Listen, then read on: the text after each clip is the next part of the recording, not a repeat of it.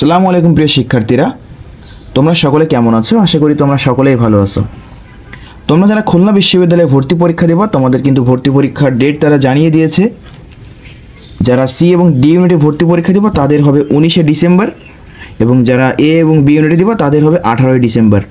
So তোমরা আমার কাছে অনেকে জানতে চেয়েছো যে ভাই, খুলনা ইউনিভার্সিটিতে সি ইউনিটে ইংলিশের জন্য আমরা কী কী পড়বো।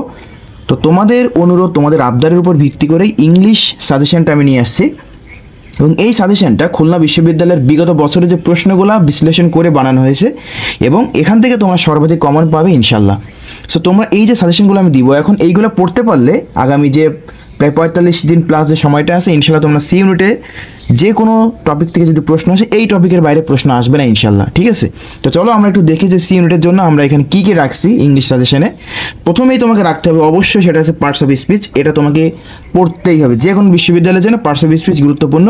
আমি এখানে স্পেসিফিকভাবে 4টা লিখেছি, দেখতে পাচ্ছ, নাউন, প্রোনাউন, অ্যাডজেক্টিভ এবং অ্যাডভার্ব। এই 4টায় তোমাকে পড়তে হবে পার্টস অফ স্পিচ থেকে। এরপরে যেটা আসতেছে সেটা হচ্ছে ভার্ব। এটাও একটা পার্টস অফ স্পিচ, কিন্তু এটাকে আমি আলাদা রাখছি কারণ এই চ্যাপ্টারটা খুব বড়, এই টপিকটা খুবই বড়। এখান থেকে ভার্বের ভিতরে পড়বা তোমরা ট্রান্সিটিভ ভার্ব, ইনট্রান্সিটিভ ভার্ব এবং পজিটিভ ভার্ব। ঠিক আছে, এরপরে রাইট ফর্মার ভার্ব, সব থেকে গুরুত্বপূর্ণ জিনিস রাইট ফর্মার ভার্ব। এই টপিকটা তোমরা পড়বা, এইটা আমরা ট্রিপল স্টার দিয়ে রাখতে পারি, রাইট ফর্মার ভার্ব। ঠিক আছে, ভয়েস, খুলনা বিশ্ববিদ্যালয়ের বিগত বছরের অর্থাৎ 24-25 সেশনে ভয়েস থেকেই তোমার 2টা প্রশ্ন ছিল। সো এই ভয়েস চ্যাপ্টারটা তোমাকে খুব ভালোভাবে পড়তে হবে। এরপর ন্যারেশন থেকেও একটা প্রশ্ন ছিল। সো ভয়েস এবং ন্যারেশন সবচেয়ে গুরুত্বপূর্ণ এই যে ইসের ভিতরে আমরা যেটা রাখছি। ঠিক আছে, এরপরে হচ্ছে সাবজেক্ট অফ এগ্রিমেন্ট। তোমরা জানো এটাও গুরুত্বপূর্ণ টপিক, বিগত বছর প্রশ্ন বিশ্লেষণ করে এই টপিকের বাইরে কোনো প্রশ্ন আসতে দেখা যায় নাই, যে টপিকগুলো আমি এখানে লিখছি। এরপরে রয়েছে tense, clause and phrase, sentence. সেন্টেন্সের ভিতরে তোমরা simple, complex, compound, simple, complex and compound, বোঝা গেছে। এবং এখানে তোমরা কমপ্লিটিং সেন্টেন্সটা পড়ে রাখবা, কমপ্লিটিং সেন্টেন্স যেটাকে বলে ওটাও তোমরা পড়ে রাখবা, completing sentence. Passage related question, ভাইয়া বিশ্বাস করো যে প্যাসেজ রিলেটেড কোশ্চেন বলতে তোমার টেক্সট বুক বা মেইন বুককেই বোঝানো হয়েছে। খুলনা বিশ্ববিদ্যালয়ে গত বছর টেক্সট বুক থেকে হুবহু 2টা মতো প্রশ্ন আসছিল। সো তোমাকে টেক্সট বুক বেসড প্রশ্ন পড়তে হবে। টেক্সট বুকে যে প্যাসেজগুলো আছে, এমনও আসতে পারে যে একটা প্যাসেজ উঠাই দিয়ে বলতে পারে এই প্যাসেজ থেকে একটা 2টা প্রশ্ন তোমাকে উঠাই দিতে পারে। সো প্যাসেজ রিলেটেড কোশ্চেনটা পড়তে হবে। এরপরে ট্রান্সলেশন, এটা লেস ইম্পর্টেন্ট, কিন্তু উপরের যে 10টা টপিক আমি বলছি ট্রান্সলেশনের আগ পর্যন্ত, এই 10টা টপিকই তোমার খুলনা বিশ্ববিদ্যালয়ে ভর্তি পরীক্ষা সি ইউনিটের জন্য সবচেয়ে সবচেয়ে সবচেয়ে গুরুত্বপূর্ণ। এরপরে বাকি থেকে ভাইয়া কোনটা? Memorising part. মেমোরাইজিং পার্ট যে কোনো বিশ্ববিদ্যালয়ে মেমোরাইজিং পার্ট থেকে 2-3 মার্ক আসেই, কিন্তু খুলনা বিশ্ববিদ্যালয়ের মেমোরাইজিং পার্টটা একটু আলাদা। দেখতে পাবে তোমাকে যে সবচেয়ে খুলনা বিশ্ববিদ্যালয়ের মেমোরাইজিং পার্টের ভিতরে গুরুত্বপূর্ণ লিটারেচার।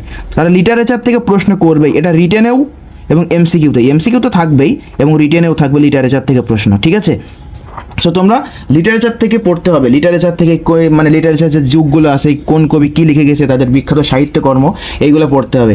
এরপরে most importantly figure of speech. ঠিক আছে, এরপরে সিনোনিম, অ্যান্টোনিম, এখান থেকে তুমি 1 মার্ক পাবাই।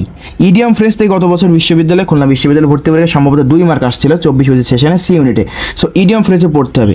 তার মানে এখানে প্রিপোজিশন, স্পেলিং তুমি যেটা ইচ্ছা সেটা পড়তে পারো, তোমার ইটস আপ টু ইউ। এখানে কোনো বাধা ধরার নাই যে তোমাকে পড়তেই হবে। এখন বিষয় হচ্ছে এই যে টপিকগুলো আমি লিখলাম ইংলিশ সাজেশন হিসেবে, যে টপিকগুলো আমি লিখলাম, এখান থেকে তোমাকে প্রশ্ন আসবে 20 মার্ক।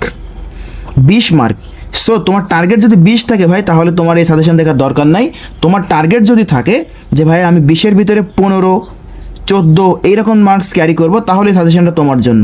ঠিক আছে, কারণ 20-এর ভিতরে 20 তুমি কখনোই পাবা না। এই সাজেশনগুলো পড়লে তুমি ইনশাল্লাহ এখান থেকে মিনিমাম 17 অথবা 18 মার্কস কমন পাবাই। এই সাজেশনটা পড়লে তুমি 20-এর ভিতরে 17 অথবা 18 মার্কস কমন তুমি নিশ্চিত পাবা। সো তোমাকে এই 17 এবং 18 মার্কস নিশ্চিত করার জন্য এই সাজেশনটা আমি তৈরি করেছি, যে তুমি 20-এর ভিতরে এই 17-18 মার্কসটা তুমি ক্যারি করবা। সো এই সাজেশনটা তোমরা যারা সি ইউনিটে ভর্তি পরীক্ষা দিবা, তারা যদি পড়তে পারো, ইনশাল্লাহ আশা করা যায় ভর্তি পরীক্ষা এর বাইরে কোনো প্রশ্ন আসবে না, এবং তোমরা ইনশাল্লাহ ভর্তি পরীক্ষা খুব সুন্দর একটা রেজাল্ট অর্জন করতে পারবে। যারা আমার রিটেন সাজেশনটা চেয়েছিলে, তারা আমার পেজে আমার ভিডিওটা দেওয়া আছে, তারা চাইলে পেজ থেকে দেখে নিতে পারো যে রিটেন সাজেশনটা আমি দিয়ে দিয়েছি খুলনা বিশ্ববিদ্যালয়ের সি ইউনিটের রিটেন সাজেশন। সো ইনশাল্লাহ দেখা হবে নেক্সট কোনো ভিডিওতে। ততক্ষণ সবাই ভালো থাকো, সুস্থ থাকো। আসসালামু আলাইকুম।